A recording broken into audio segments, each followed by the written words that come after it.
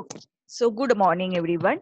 Okay. So we will start the today's session. So today we are discussing regarding the standardization of ASU, and we are discussing the what are the four phases or steps involving standardization of ASU. Phase one, we are already discussed some point in yesterday's lecture. We are already discussed regarding the survey. What is survey? Authentication, efficacy testing, and we are currently on the slide that is a chemical testing, right? Here we are already completed the what is exactly forage in organic matter and what is the ash value. Still anybody is having any doubt in up till now, or shall I proceed for the next slide?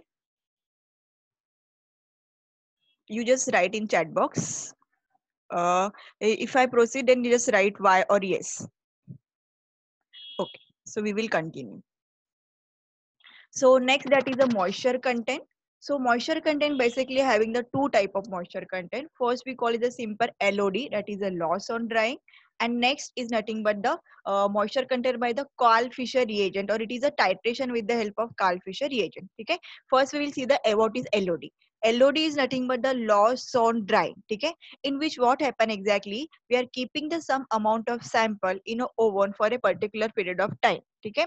Suppose we can take the example last same example, we can say that we are preparing the adulsa syrup, okay, in where we are taking the four raw ingredient, that is the adulsa, then tulsi, haldi, I think ginger, ठीक है. ये चार ingredient हम लोग ने लिए थे. So अडुलसा के लिए अभी ड्राई पाउडर है तुम्हारे अडुलसे लीव्स का, तो उसके अंदर मॉइस्चर कंटेंट हम लोग को चेक करना है. Why we want to check the moisture content? Because higher amount of moisture content may be the chances to have the aflatoxin contamination. Okay, so that's why we are already checking. We want to check the moisture content. So what we can do with the help of LOD method, we will take the minimum 5 gram of powder, जैसे कि empty petri plate लेना है या फिर moisture content का एक specific glass का crucible होता है, उसके अंदर हम लोग पहले empty उसका weight लेंगे, उसके बाद उसके अंदर 5 gram minimum powder डालेंगे, उसके बाद weight लेके उसको हम लोग ओवन में रखते हैं, minimum 3 hours के लिए लिखते हैं.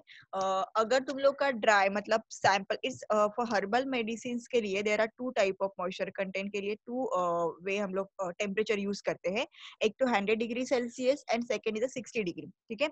अगर तुम लोग का पाउडर जो है सॉफ्ट, जैसे कि लीव्स है या फिर स्टेम है, ऐसे कुछ रहता है, सॉफ्ट पाउडर रहता है, then we use the 60 degree. And suppose the rough tough content, जैसे कि कोई ड्राई फ्रूट्स है या फिर बहुत हार्ड मटेरियल है, then we are using the 100 degree Celsius का टेम्परेचर. ठीक है.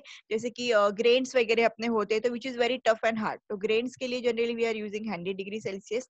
एंड सॉफ्ट पाउडर जैसे कि तुम लोग का लीव्स का पाउडर, अगर लीव्स का पाउडर के तुम लोग 100 डिग्री सेल्सियस पे रखोगे, then it will be completely वो गर्म होके चला जाएगा. ठीक है. इट कम्प्लीटली ब्लैक कार्बन में it will be converted to carbon.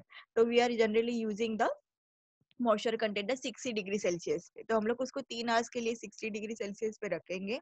उसके बाद 3 आवर्स के बाद उसको निकालना है. निकालने के बाद उसको प्रॉपरली डेसिकेटर में रखना है टू कूल. ठीक है. डायरेक्टली ओपन इसलिए नहीं रखना है क्योंकि अगर तुम लोग ओपन रखेंगे तो एनवायरमेंट के अंदर जो भी मॉइस्चर है वो एब्जॉर्ब करके उसका मॉइस्चर कंटेंट का एक्चुअल वैल्यू जो वो हम लोग को नहीं मिलेगा. ठीक है. That's why we are keeping into the desiccator. तो डेसिकेटर में क्या होता है, नीचे सिलिका होता है which will absorb the heat, और मतलब अगर कुछ मॉइस्चर रहेगा आजू बाजू में तो वो एब्जॉर्ब कर लेता है. ठीक है. एंड वो क्या होता है डेसिकेटर में रूम टेम्परेचर पे आने के बाद then we will again take the weight. ठीक है. रूम टेम्परेचर पे आने के लिए हम लोग वेट क्यों करते हैं? बिकॉज तुम लोग को पता है as with the help of मतलब तुम लोग के किसी भी सैंपल का डेंसिटी जो होता है वो चेंज होता है with the respect to the temperature. ठीक है. सो इसलिए हम लोग ने जो स्टार्टिंग में जिस टेम्परेचर पे हम लोग ने उसका वेट किया उसी टेम्परेचर पे वेट करना बहुत जरूरी होता है. कुछ कुछ इंग्रेडिएंट इतने डेडिकेट होते हैं या फिर बहुत कम क्वांटिटी के डेडिकेट, तो उसके लिए टेम्परेचर में मतलब स्टार्टिंग में हम लोग उसका टेम्परेचर भी मेजर करते हैं कि अभी ओवन में रखने से पहले जिस टेम्परेचर पे हम लोग ने स्टार्टिंग में वेट लिया था तो उस टाइम पे 27 डिग्री सेल्सियस टेम्परेचर था एनवायरमेंट रूम का टेम्परेचर. तो जब भी नेक्स्ट टाइम हम लोग वेट करेंगे मेक श्योर कि वो प्लेट का एंड रूम का टेम्परेचर 27 डिग्री सेल्सियस ही होना चाहिए. Otherwise it will be fluctuate in your weighing balance के अंदर टेम्परेचर के हिसाब से तुम लोग में वे में डिफरेंस आता है. ठीक है. तो अभी स्टार्टिंग में हम लोग ने क्या किया, पहले वे लिया, फिर उसके बाद सैंपल को हम लोग ने ओवन में रखा. ओवन में रखने के बाद 3 घंटे के बाद सैंपल को ओवन से रिमूव किया. उसके बाद उसका फिर से वेट लेना है. तो इमेजिन करो स्टार्टिंग में वेट था 5 ग्राम सैंपल का, डेफिनेटली 5 ही रहेगा, मतलब एग्जैक्टली वेट 5.22 2 to 3 वेट था, ठीक है। उसके बाद ओवन से निकालने के बाद वेट होता है 4.83, ठीक है। सो 5.23 टी जो भी वेट है उसमें से 4 ग्राम का तुम लोग का वेट है, तुम लोग माइनस करोगे। उसके बाद जो भी तुम लोग को वेट मिलेगा that is nothing but your weight of the moisture, ठीक है। सो मल्टीप्लाई बाय 100 करोगे that is your moisture in a percentage, that is a one way. Next another oven का ही होता है जिसको हम लोग वैक्यूम प्रेशर मॉइस्चर कहते हैं, जिसके अंदर क्या होता है along with the temperature it is apply the vacuum, ठीक है। मतलब जो कुछ भी वेपर्स वहां से निकलते हैं it is directly remove with the help of the vacuum. जैसे कि 60 डिग्री पे वगैरह रखना होता है या फिर तो ऐसे टेम्परेचर पे वो इजीली जो वैक्यूम होता है मतलब जो मॉइस्चर होता है वो आजू बाजू के अंदर एनवायरमेंट में रहेगा ओवन में, तो वो इतना ड्राई इफेक्ट नहीं देता है। That time we are using the vacuum oven, ठीक है। उसके लिए अलग से ओवन होता है वैक्यूम ओवन करके, एंड एक नॉर्मल ओवन जो तुम लोग को सबको पता है जो हम लोग ग्लासवेयर के लिए वगैरह यूज करते हैं वो normal oven, and vacuum oven that is oven where you are actually remove the moisture with the help of vacuum, ठीक है। ये दोनों के भी एनालिसिस के टेक्निक सेम है, मतलब स्टार्टिंग में वेट लेना है, उसके बाद सम टाइम के बाद फिर से हम लोग को उसका वेट लेना, मतलब 3 घंटे के बाद फिर से वेट लेना है, डिफरेंस फाइंड आउट करना। नेक्स्ट जो है that is nothing but the moisture content measure with the help of Karl Fischer. इसके अंदर क्या होता है it is actually the titration with the KI that is the potassium iodide का solution होता है, जो सॉल्यूशन तुम्हारे सैंपल के साथ रिएक्ट करता है। सैंपल को उसके अंदर कैसे होता है उसका एक एपरेटस आता है, एपरेटस के अंदर तुम्हारे बीकर में मिथेनॉल रखते हैं, मतलब जो भी तुम लोग का सैंपल होता है you have to introduce your sample into the methanol. It is a specific grade methanol we are using, either HPLC grade और कार्ल फिशर ग्रेड का अलग से मिथेनॉल आता है जिसके अंदर वाटर मॉलिक्यूल कंटेंट 0% होता है, ठीक है। This is a very accurate measurement for the actually water content present in your sample. तो जो भी मिथेनॉल होता है उसके अंदर बिल्कुल भी वाटर कंटेंट नहीं होता है, जैसे ही तुम लोग सैंपल ऐड करते हो एंड ब्यूरेट में तुम लोग का कार्ल फिशर का रिएजेंट फिल होता है, ठीक है। So drop by drop Karl Fischer का रिएजेंट तुम्हारे same it is a normal kind of titration, लेकिन ये ऑटोमेटिक टाइट्रेशन होता है। अपने लैब में ये इंस्ट्रूमेंट अवेलेबल है, अगर कभी अभी नेक्स्ट हम लोग जब भी लैब में जाएंगे definitely we will see that particular instrument, ठीक है। सो जैसे ही वो drop by drop Karl Fischer reagent होता है, वो कार्ल फिशर रिएजेंट तुम्हारे सैंपल के अंदर जो भी मॉइस्चर मॉलिक्यूल है उसके साथ रिएक्शन क्रिएट करता है, एंड उसके बाद अल्टीमेटली वो तुम लोग को रिजल्ट बताता है कि एग्जैक्टली वाटर कंटेंट कितना है, ठीक है। This is the second method. Third method होता है that is a steam distillation method. इसमें क्या होता है it is a distillation method, मतलब जो तुम लोग का सॉक्सलेट एपरेटस होता है ना, it is a some kind of same kind of apparatus present होता है, जिसमें क्या होता है जो राउंड बॉटम फ्लास्क होता है, what is in chart, okay sorry. So जो राउंड बॉटम फ्लास्क होता है उसके अंदर तुम लोग हेक्सेन ऐड करते हो। What is hexane? It is a non polar solvent, ठीक है। हेक्सेन के अंदर अराउंड 50 ml वगैरह हेक्सेन तुम लोग उसके अंदर लेते हो, 10 ग्राम सैंपल तुम लोग ऐड करते हो, ठीक है। उसके बाद हम लोग क्या करते हैं, उसके बाद उसका एपरेटस ऐसा होता है हेक्सेन के साथ कि अलोंग विद द हेक्सेन जो जैसे सॉक्सलेट एपरेटस होता है ना वैसे उसको एक ट्यूब होता है, ठीक है। उस ट्यूब में भी हेक्सेन फिल हुआ होता है, तो कंटिन्यूसली हेक्सेन क्या होता है सर्कुलेट होता है, एंड उसको एक साइड में ऐसे आर्म होता है जहाँ पे हेवी मतलब वाटर क्या होता है, वाटर की डेंसिटी हेक्सेन से थोड़ी सी ज्यादा होती है, ठीक है। सो जनरली क्या होता है कि जैसे ही तुम लोग का हीट चालू होता है तो वाटर स्टार्ट इवेपोरेटिंग, इवेपोरेट होके वो ऊपर जाता है, फिर से डिस्टिलेशन होके फिर से वाटर में कन्वर्ट होके डिपॉजिट होता है। लेकिन वो डिपॉजिट कहाँ पे होता है, वहां पे जो सेकेंड ट्यूब होती है वहां पे वो डिपॉजिट होता है। तो वहां पे जितने भी सैंपल में जितना भी वाटर कंटेंट है वो इवेपोरेट होते डिस्टिलेट होके क्या होता है वो सेकेंड ट्यूब में डिपॉजिट होता है, एंड जो हेक्सेन होता है वो कंटिन्यूसली तुम्हारे सिस्टम में सर्कुलेट होता है, जिससे हम लोग मेजर करते हैं कि एग्जैक्टली सैंपल में वाटर कंटेंट कितना था, ठीक है। इफ पॉसिबल आफ्टर लेक्चर अगर ऑनलाइन या एपरेटस अवेलेबल होता है तो we will show the actual in live example, ठीक है। The next exam, okay, so these are the 3 example with the help of which we can actually find out the moisture content of the sample। कौन से बोले थे, एक तो oven वाला है, ओवन के अंदर 2 टाइप है, एक ड्राई ओवन एंड एक वैक्यूम ओवन। सेकेंड जो था that is a Karl Fischer reagent, third जो था that is a steam distillation, ठीक है। अभी तीनों में एग्जैक्टली डिफरेंस क्या है और कहाँ पे कौन सी मतलब मॉइस्चर कंटेंट का कौन सा टेक्निक कहाँ पे यूज करना है, ठीक है। सो सबसे पहला है दैट इज अगर मॉइस्चर कंटेंट सैंपल में ज्यादा होता है, मतलब जैसे कि 10 to 15% मॉइस्चर कंटेंट होता है, तो most probably we are using a normal oven वाला टेक्निक जिसके अंदर तुम लोग सैंपल रखते हो।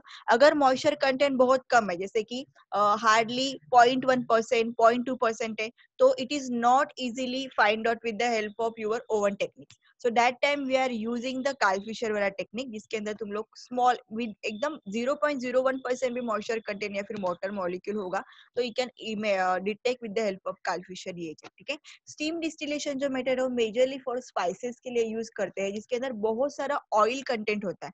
सो because of the oil content क्या होता है, it is make a interference with your moisture content, because वो some oils are volatile in nature, तो वो क्या होता है, वो भी बॉयल होते हैं या फिर वो भी इवेपोरेट होना स्टार्ट होते हैं। सो इट समटाइम्स क्या होता है, तुम्हारे सैंपल के एनालिसिस में इंटरफेयर करते हैं। So that time we are using the steam distillation. ठीक है। So this is the difference between the three.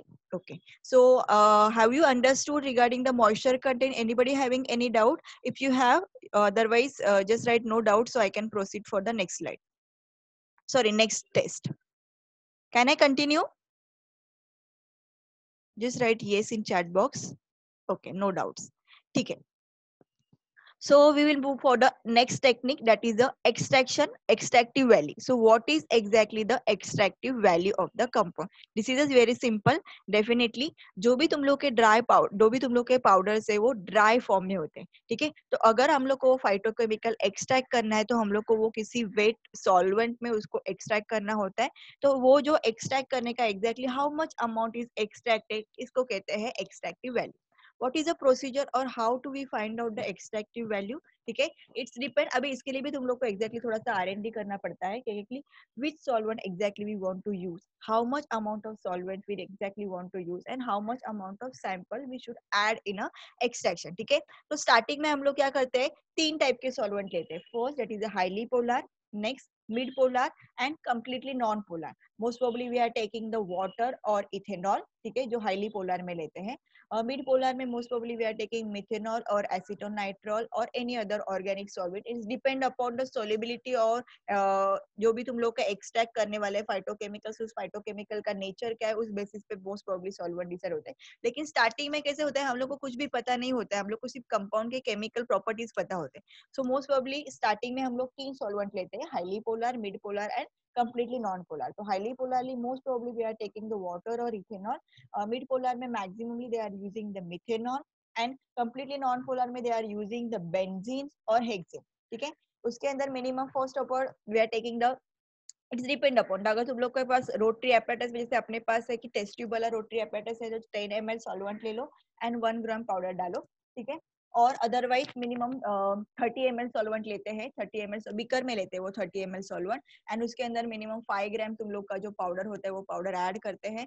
And जो रोटरी शेकर होता है जिसके ऊपर तुम लोग क्रूसिबल या फिर कोनिकल फ्लास्क रखते हो, माइक्रोबायोलॉजी के लिए हम लोग जो रखते हैं, उसके ऊपर 24 आवर्स के लिए एक्सट्रैक्शन के लिए रख देते हैं। ठीक है। उसके बाद आई एम सॉरी 24 आवर्स के बाद क्या करते हैं, सैंपल को हम लोग जो होता है तुम लोग का एक्सट्रैक्शन का, उसको हम लोग फिल्टर करते हैं। ठीक है। फिल्टर करने के बाद यहाँ पे ध्यान से याद रखना, जो सॉल्यूशन हम लोग फिल्टर करने वाले हैं, हम लोग को ऊपर का पीपीटी नहीं है, मतलब जो प्रेसिपिटेट पाउडर फॉर्म है वो नहीं चाहिए। जो एक्सट्रैक्ट होके जो लिक्विड आने वाला है वो लिक्विड या फिर वो सॉल्वेंट चाहिए। तो जो सॉल्वेंट हम लोग एक्सट्रैक्ट करके कलेक्ट करने वाले होते हैं, वो beaker completely clean and dry होना चाहिए। एंड उस बीकर का हम लोग स्टार्टिंग से, मतलब इट शुड बी पहले वे करना है, बीकर का एम्प्टी बीकर का वेट लेना है।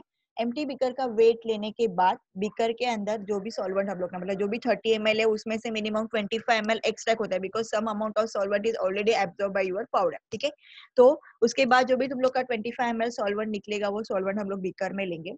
उसके बाद उस बीकर को हम लोग हॉट पेयर और मतलब जो हॉट प्लेट होता है उसके ऊपर इवेपोरेशन पे रखते हैं या फिर वाटर बाथ पे इवेपोरेशन के लगते हैं। डायरेक्ट हीट नहीं देना है। Why we are not giving the direct heat for the evaporation purpose, because whatever solvent we are using, these are the volatile and definitely वो exposure वाले solvent होते हैं, so it may be the कुछ problem ना हो, इसके लिए we are using the indirect heat. So indirect heat कैसे करना है, either water bath और hot plate पे ऊपर रखना है।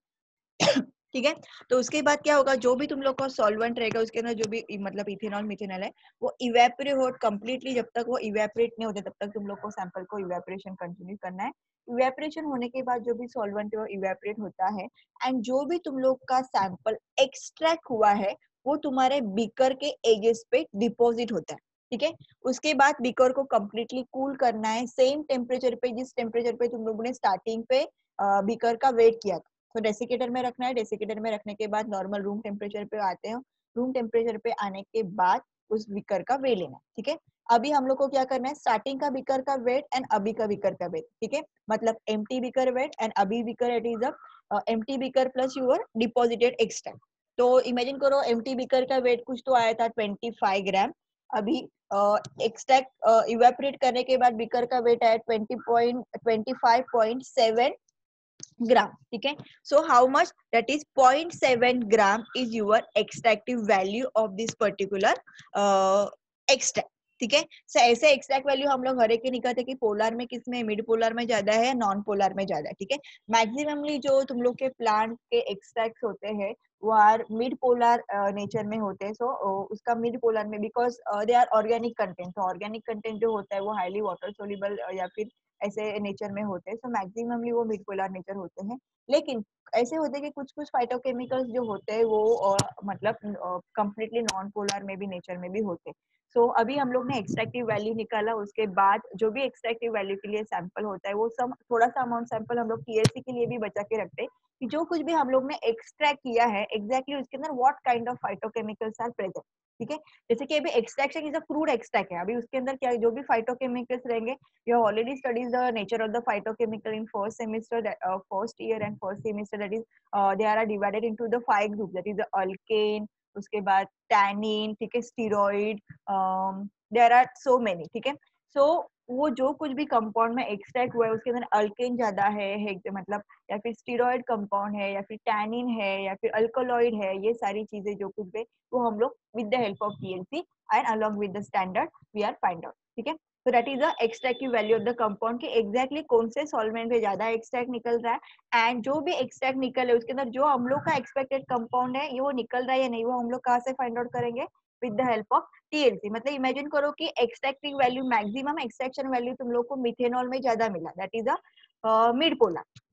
लेकिन जो कंपाउंड मुझे चाहिए अगर वो मतलब जब मैं टीएलसी करती हूँ तो अलॉन्ग विद जो कंपाउंड मुझे चाहिए इसका इमेजिन करो मैंने स्टैंडर्ड रन किया है एंड वो कंपाउंड रन किया है। तो स्टैंडर्ड रन करने के बाद जो बैंड मुझे एक्सपेक्टेड है स्टैंडर्ड के साथ वो बैंड मिथेनॉल के एक्सट्रैक्शन में है ही नहीं, वो बैंड बेंजीन के एक्सट्रैक्शन में है या फिर हेक्सेन के एक्सट्रैक्शन में। मतलब क्या, मेरा जो एक्सपेक्टेड कंपाउंड है वो एक्सपेक्टेड कंपाउंड नॉन पेलर अगर नेचर में रहेगा तो उसका एक्सट्रैक्शन वैल्यू कम भी होने के बाद भी मुझे वो कंपाउंड नॉन पोलर के अंदर एक्सट्रैक्ट करना पड़ेगा। ठीक है। तो आइडियली अगर टीएलसी करोगे तो टीएलसी पर कोई भी बैंड नहीं दिखेगा बिकॉज अगर स्टैंडर्ड भी नॉन पोलर इन नेचर है तो वो रन ही नहीं होगा। ठीक है। तो वो डायरेक्टली जब तुम लोग नॉन पोलर क्रोमेटोग्राफी पे रन करोगे तो उसी के अंदर तुम लोग को तुम्हारा स्टैंडर्ड प्लस सैंपल दिखेगा।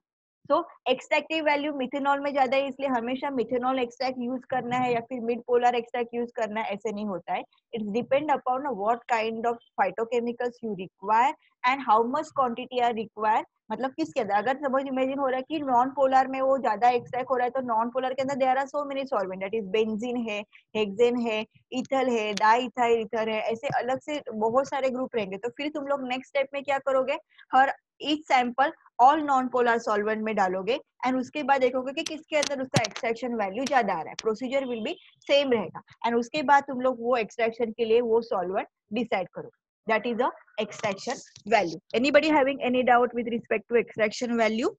Just write in chat box. Okay. So we will move for the next test. ठीक है?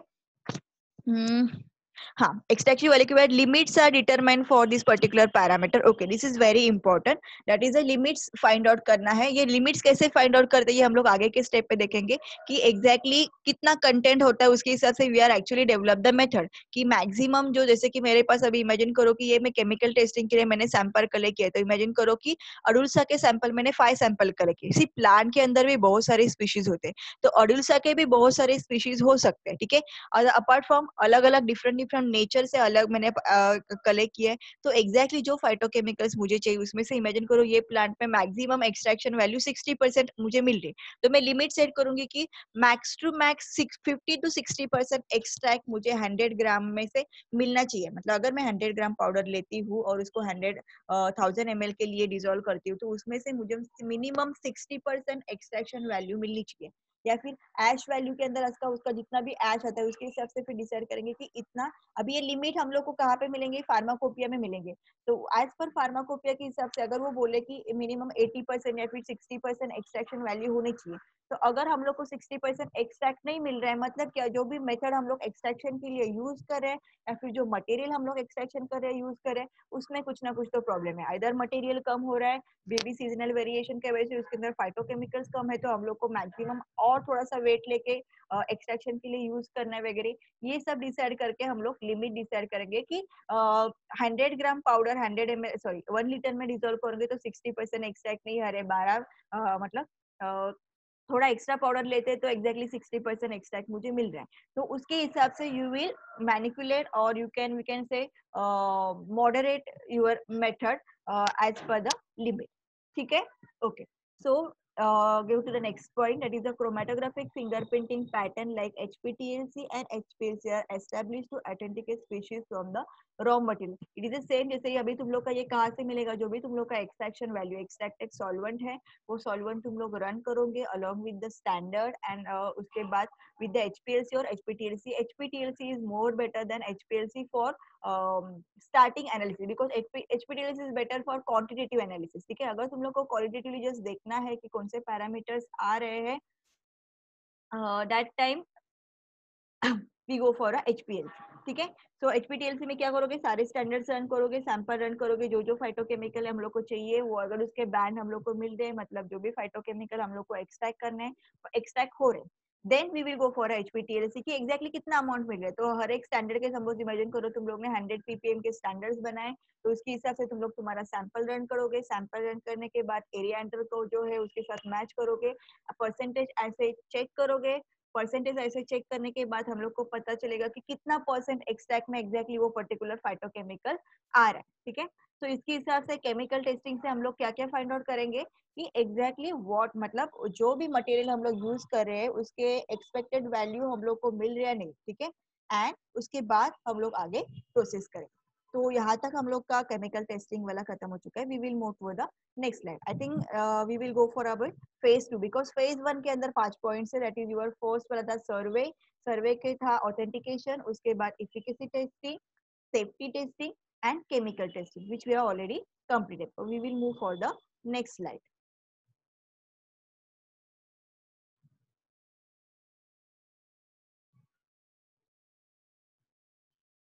So phase 2 के अंदर we will study the pharmacology, chemistry, cultivation and study variation. ठीक है, let's see the first one, that is the pharmacology. What is exactly pharmacology? The activity seen in original medicines is narrowed down to a particular extract or specific phytochemical responsible for the pharmacological effect. I know after reading the definition it is difficult to understand कि exactly pharmacology में करना क्या. Exactly what is pharmacology? Pharmacology is nothing but the study of the pharmacokinetics and pharmacodynamic study.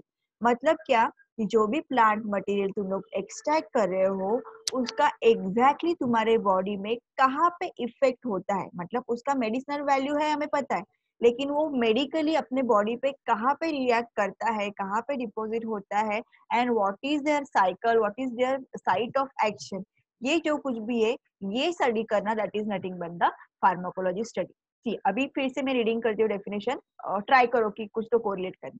The activity seen in original medicine, original medicine means what, जो भी तुम लोग के pure form of extract रहेंगे, ठीक है, जैसे कि अडुलसा एक्सट्रैक्ट या फिर नीम एक्सट्रैक्ट जो भी रहेंगे वो, it is narrow down to the particular extract. मतलब अभी तुम लोग ने एक्सट्रैक्ट निकाला, एक्सट्रैक्ट में से इमेजिन करो you want a particular phytochemical which is tannin in nature, so उस एक्सट्रैक्शन के फिर तुम लोग टैनिन को एक्सट्रैक्ट करोगे, टैनिन को एक्सट्रैक्ट करके टैनिन के जो डिफरेंट डिफरेंट मतलब टैनिन के अंदर भी बहुत सारे कंपाउंड होंगे, उसमें से जो तुम्हारा पर्टिकुलर फाइटोकेमिकल है वो particular phytochemical you will extract with the different method, जैसे एलएलई होगा या फिर कुछ और मेथड से तुम लोग उसको एक्सट्रैक्ट करोगे। उसके बाद तुम लोग का वो पर्टिकुलर सिंगल फाइटोकेमिकल जो है, जो कफ सिरप के लिए मतलब जो एक्चुअली कफ के ऊपर टारगेट कर रहा है, वो पर्टिकुलर फाइटोकेमिकल मिला।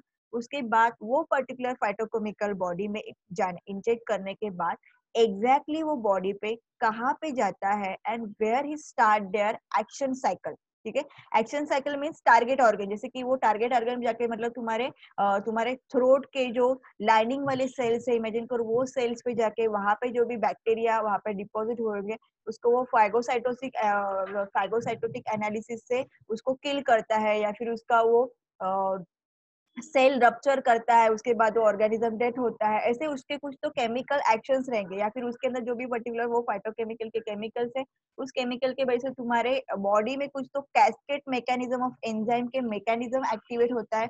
उसके बाद कुछ अलग से एंजाइम्स क्रिएट होते हैं एंड वो पर्टिकुलर एंजाइम्स तुम्हारे बैक्टीरिया पे किल करते हैं। दैट इज ये सब स्टडी करना मतलब एग्जैक्टली उस फाइटोकेमिकल का बॉडी के ऊपर कहाँ पे इफेक्ट होता है, ये जहाँ पे हम लोग स्टडी करते हैं उस स्टडी को बोलते हैं pharmacological study. Now why you want to do this particular study, जैसे कि मैंने बोला कि अगर प्रोडक्ट को कमर्शियलाइज करना है, जैसे मैंने बोला कि मार्केट में complementary medicine, see complementary medicine is term for all the medicine for the herbal, that is non modern medicine are come to the complementary medicine. ठीक है, तो ये जो कुछ भी तुम लोग के मेडिसिन है, अगर उसको मॉडर्न वे में प्रिपेयर करना है, उसको उसी टॉप मतलब मॉडर्न, जैसे मॉडर्न मेडिसिन बॉडी पे एक्ट करता है उसी तरीके से अगर उसका इफेक्ट अगर हम लोग को बढ़ाना है या फिर इफिकेसी अगर हम लोग को बढ़ाना है, तो ये सारे डिटेल स्टडी करना बहुत जरूरी है। तभी हम लोग वो पर्टिकुलर फाइटोकेमिकल को ही सिरप में डालेंगे ताकि उसका इंस्टेंट रिएक्शन हो, एंड उसके बाद जो मॉडर्न मेडिसिन से साइड इफेक्ट होते हैं वैसे साइड इफेक्ट यहाँ पे नहीं रहेंगे। इसके लिए ये सारा स्टडी करना बहुत जरूरी है। ठीक है, तो इसीलिए हम लोग क्या करेंगे, वो पर्टिकुलर मतलब जो कफ सिरप के लिए जो पर्टिकुलर फाइटोकेमिकल्स है उसका हम लोग प्रॉपरली स्टडी करेंगे कि एग्जैक्टली उसका साइट ऑफ एक्शन क्या है, that is a pharmacological study. ठीक है, okay, so we will move. यहाँ पे किसी को कुछ डाउट है? So can I move for the next slide? Okay, चलो केमिस्ट्री। ठीक है, one second, I just check the chat box. Okay, no ma'am. Chemistry. So in chemistry, it involves the isolation and structural elucidation of the active extract of phytochemical and generating the standard.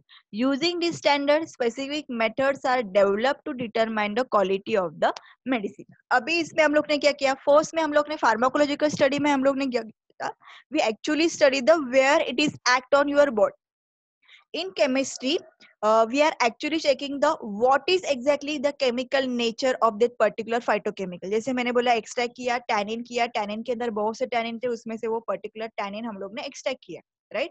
अभी वो जो tannin है उसका exactly nature क्या है, उसका chemical structure क्या है, केमिकल स्ट्रक्चरल एलिसिडेशन क्या है, मतलब व्हाट इज उसके अंदर hexane group, hexane ring present है या फिर बेंजीन रिंग प्रेजेंट है या फिर उसके अंदर अल्कोलॉइड ग्रुप प्रेजेंट है, कीटोन ग्रुप प्रेजेंट है, तो उसका एग्जैक्टली स्ट्रक्चर क्या है एंड उसके स्ट्रक्चर के हिसाब से उसका एग्जैक्टली नेचर क्या रहेगा, वो सारा डिटेल में स्टडी करके उसका प्रॉपर स्टैंडर्ड प्रिपेयर करना फॉर फर्दर एनालिसिस। मतलब वो पर्टिकुलर फाइटोकेमिकल का पूरा हम लोग क्या बोलते हैं कि हिस्ट्री फाइंड आउट करना, केमिकल हिस्ट्री या फिर एनालिटिकल हिस्ट्री की एग्जैक्टली उस कंपाउंड में क्या केमिकल, ऑर्गेनिक केमिकल और स्ट्रक्चर और फॉर्मूला प्रेजेंट है, इन डिटेल उसका स्टडी करना, that is nothing but the chemistry of this particular compound. ठीक है, so using this standard specific methods are developed to determine the quality of the medicine. ठीक है, इसमें हम लोग क्या करेंगे, वो स्टैंडर्ड पहले उसका केमिकल नेचर डिसाइड करेंगे, उसके बाद उसका एक्सट्रैक्ट करेंगे। एग्जाम्पल लेना है तो क्यूकिम्बिर ये एक स्टैंडर्ड है जो तुम्हारे टर्मरिक में प्रेजेंट होता है। ठीक है, तो उसमें से वो फाइटोकेमिकल एक्सट्रैक्ट करके प्योर फॉर्म ऑफ एक्सट्रैक्शन तुम लोग यूज करोगे एज अ स्टैंडर्ड, एंड उसके साथ तुम लोग तुम्हारा सैंपल यूज करोगे। ठीक है, तो सैंपल के अंदर वो पर्टिकुलर कंपाउंड प्रेजेंट है या नहीं, with the help of standard हम लोग इजीली फाइंड आउट कर सकते हैं। ठीक है, ये स्लाइड पेपर और थोड़ा सा discussion we will do in a next lecture because I think only 2 minutes are remaining. So better I will stop here my lecture and I will open for the discussion the group. If anybody having any doubt or you want to ask any question, you can ask now.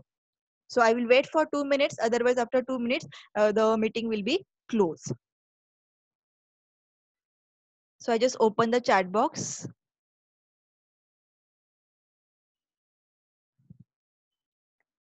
Do you have any doubt? So all points are clear for you. Ma'am, what is elucidation? Elucidation is nothing but the find out the nature of the structure. Structural element मतलब to find out the what is the structure, मतलब उसका chemical nature, उसका कैसे 3D formula क्या रहेगा जो हम लोग find out करते हैं, that is the elucidation. ठीक है, that is a structural nature find out करना, it's a structural elucidation. To find a particular structural nature, उसका spin value या फिर उसका जो 3D chemistry में हम लोग organic chemistry में पढ़ते हैं ना, उसका 3D एक structure होता है, उसका band pi bond कुछ होता है, ऐसे अलग अलग वो सारे chemical fundations होते हैं. That is called a structural elucidation. Any other doubt? No, ma'am. Okay, ठीक है. So just 1 minute is left. So we will wait for 1 minute. Then definitely we will make for the next lecture for continue the lecture. Okay. Thank you so much for the listening.